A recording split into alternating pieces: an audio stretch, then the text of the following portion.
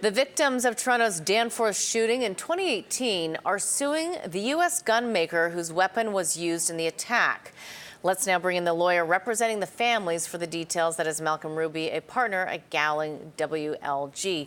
Malcolm, good to be with you today. Thank you very much. To be clear, this is a class action filed against Smith Wesson. What is the core of the action? It's an intended class action. Okay. It has to be certified by the court before it proceeds as a class action.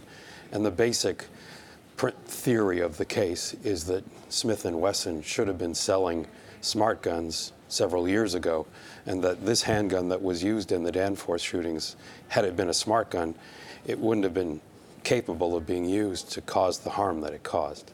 So let's talk a little bit about what a smart gun is. It's smart gun technology. Correct. It can only be fired by an authorized user. How's that possible? Well, your iPhone, for example, can only be opened by your fingerprint or your photograph or your voice. There are similar technologies that apply to the grips on guns, the trigger. It's called biometrics, and those technologies can be used to prevent handguns from being fired by anyone other than the lawful registered owner. And so that technology was not implemented or built into these guns? It was not. But in the States, going back many years ago, it was? In the States, going back many years ago, Smith Wesson committed itself to implementing this technology, but they never did. And the reason was that the U.S. Congress intervened and passed laws that prevented people from bringing these types of lawsuits in the United States, with some exceptions, and the Sandy Hook case is a case that falls within one of the exceptions. But that law does not apply at all in Canada.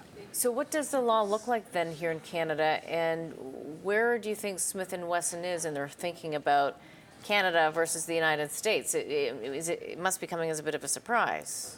Well, they may not have anticipated that someone would bring a claim against them like the Danforth victims in this case.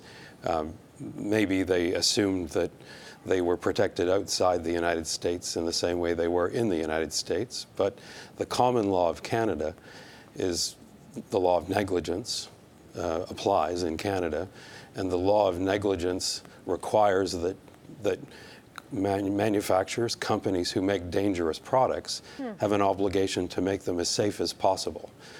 And smart gun technology makes a conventional handgun much safer because it can only be used by the authorized user.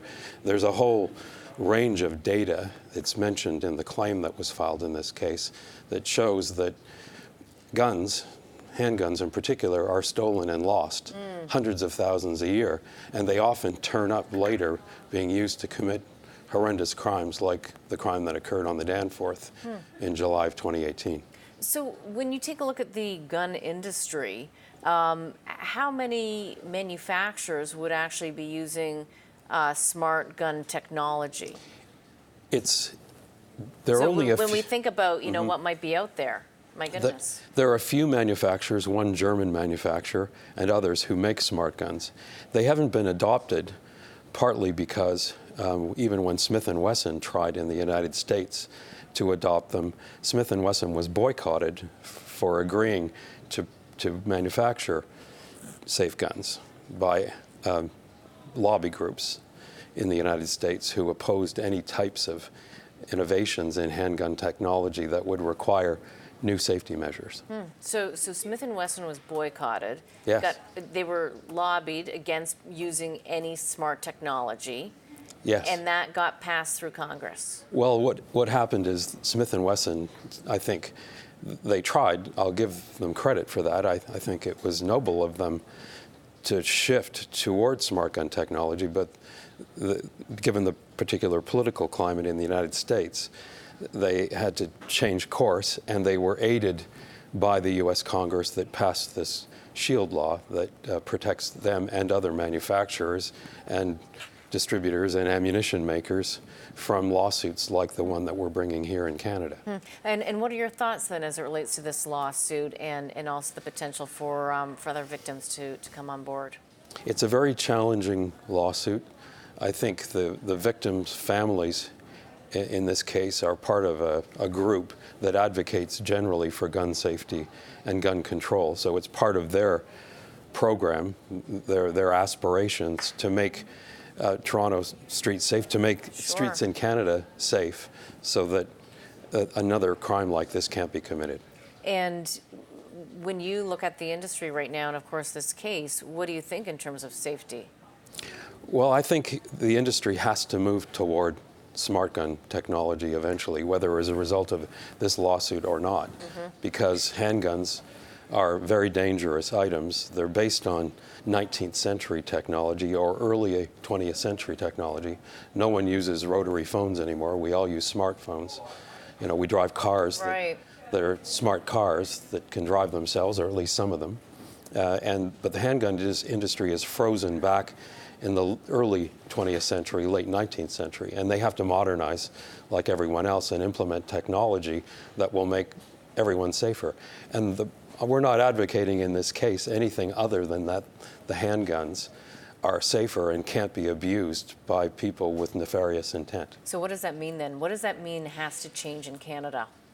Well, if we're correct in this case, it could mean that Smith Wesson is subject to paying large damages to the victims in this lawsuit, and there will be other lawsuits as well against them, and they will have to contend with that. Does that mean then that they might actually only sell smart gun technology to purchasers in Canada? Is that the long-term hope? It could come to that, so that if they wanted to export weapons to Canada, they would have to include smart gun technology. Okay. Malcolm, we have to leave it there. Thank you very much for coming in. Thank you, Catherine. Thank you. That is Malcolm Ruby, partner at Gowling WLG.